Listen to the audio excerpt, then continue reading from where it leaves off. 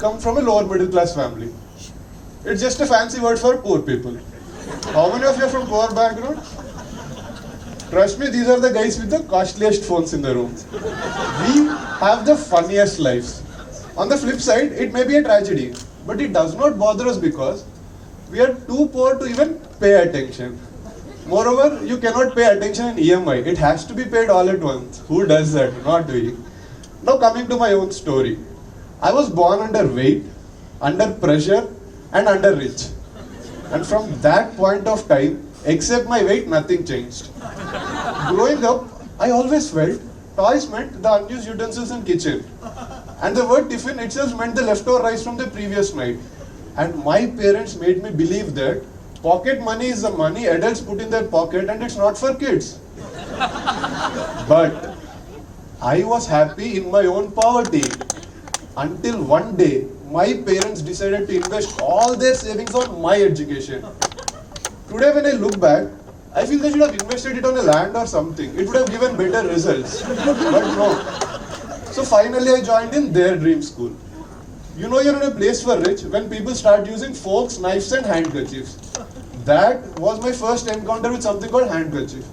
And even today, I still use my shirt. It feels very comfortable. But the kids in the school, they were all well-mannered. They walked with open shoulders, head held high and always maintained eye contact. The kind of confidence money gives you. On the other hand, there was me. I was always drooping, gazing at the floor and mumbling something incoherent. And today evaluators tell me, Sharad, your speech would have been better if you maintained eye contact.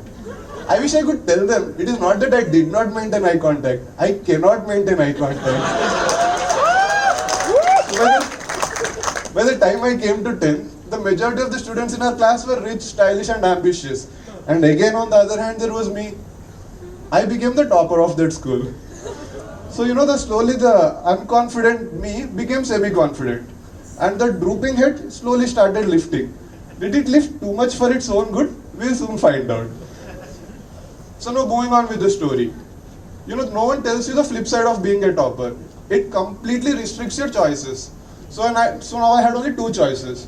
One is to commit a murder and the other one is to commit a suicide. Murder is to do BPC, become a doctor and kill someone.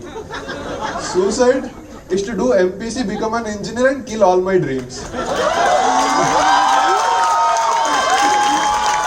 So now I'm too poor to commit a murder. So I decided I'll do suicide. And they put me in this college called Sri Chaitanya Junior College where nothing is free. Now after serving 2 years of rigorous imprisonment, finally I was released. But surprisingly, there was one dream in me which still did not die. So I went up to my father and I told him, Dad, I want to be a writer. My dad was like, okay. That was the first time my dad started a sentence with okay. But then he continued. First do engineering, get a job and then do whatever you want. I was like, if I do whatever I want, who will do that job? Then my dad looked at me, I looked down and he went on. If you have used this brain in your exam, your rank would have been an extension number, not a mobile number.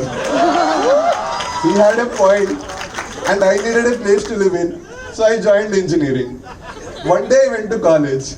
Next 1 month, Telangana Bandh. No college. Even God did not wanted me to study, but my dad wanted me to. See, God can grant you wishes, but you need your dad's approval before they are fulfilled. So I decided I will not study engineering. I will do engineering. I had a solid plan on how to do engineering. I had a checklist of things to be done. Flirt with girls, do ragging, bunk exams, not even classes. I was taking my game to the next level. And many unspeakable things. Any stupid thing you can think of, there are 90% chances that I might have done that in my BTech itself. So from being a topper of the school, now I had 3 backlogs in my final year.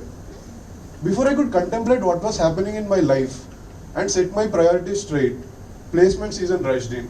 And suddenly the unconfident kid in me woke up telling me that you'll never get a job and you don't deserve it. I believed him because I had no one else to. So I never really cared when the placements were. So one day I generally went to college and everyone were in their formals. There's always this one guy who gives more than 100%, like Chatur. So this guy was wearing a tie also. So I walked up to him, looked him in the eye and asked him, "What are you selling?" Then he looked back at me and said, "My dreams." That was when I finally understood that we were having interviews. Before I could remind myself that I will never get a job, a thin guy walked in between. He was like the Rancho from Three Idiots, and he asked me, "Sharath, are you not giving interviews?" I just nodded. Then he went on like, "You are talented, you have it in you, you have the talent, give interviews, why are you wasting an opportunity?" At that moment, I felt he had more trust on me than mass in his body. So I decided I will give the interviews. The plan was simple. I'll sit near the canteen and everyone who's done with their interview will come and donate me something. So I took pant from someone, shirt from someone, belt from someone, fine. And there were few girls also. I don't know what to take from them. Apparently, good looks cannot be transferred. So I went and gave the interview. I was selected. Everyone who donated me got rejected. It was a mixed feeling. I felt happy that I got selected. Today they look at me and feel happy that they were rejected. So finally, today when I look back at my life, I feel the little success I got in my schooling pushed me from an unconfident kid to semi-confident kid. Before I knew I was an overconfident kid.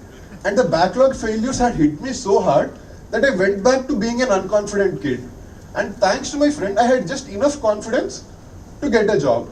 Finally, to conclude, all I want to tell you guys is, do not take success to your head, it will make you overconfident. Do not take failure to your heart, it will make you unconfident.